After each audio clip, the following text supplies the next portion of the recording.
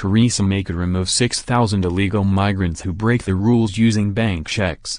The Home Office has declared that an estimated 70 million accounts will be subject to checks.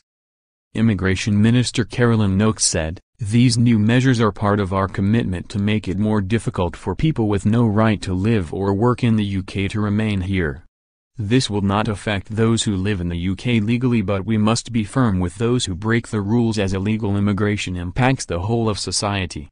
Writing in the Telegraph, she added, "When it comes to those who are living and working in this country illegally, this government is clear. We expect them to leave voluntarily, and we've already brought in a number of measures to encourage this.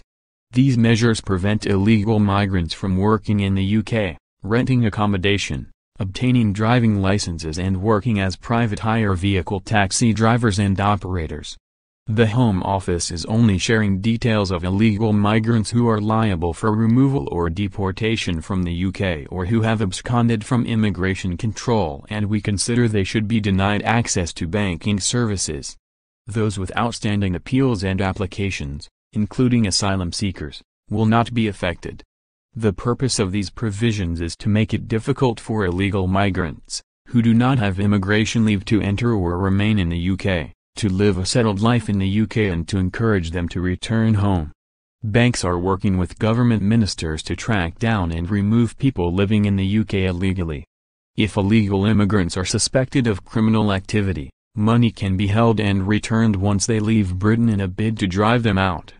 The move follows claims by Border Force Union officials that staff have no way of tracking hundreds of thousands of illegal immigrants working on the black market because they are stretched too thin. The new government policy requires banks and building societies to check the immigration status of account holders against details of illegal immigrants. Any illegals found will be reported to the Home Office. Further checks will ensure that could result in an account closure.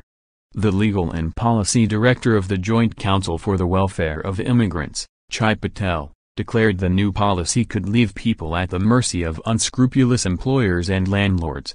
He claimed, "What is shocking about this system is that people's bank accounts, which they rely on for their jobs, their homes and every aspect of life, can be closed with no clear means of redress or compensation in case of errors. Additionally, this places people affected at even greater risk of exploitation and of being driven into a cash-only economy at the mercy of unscrupulous employers and landlords."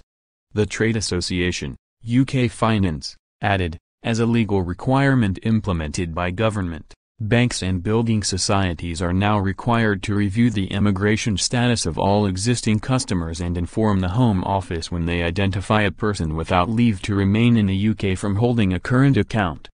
A phone line has been set up for people to call if they feel their account has been selected wrongly.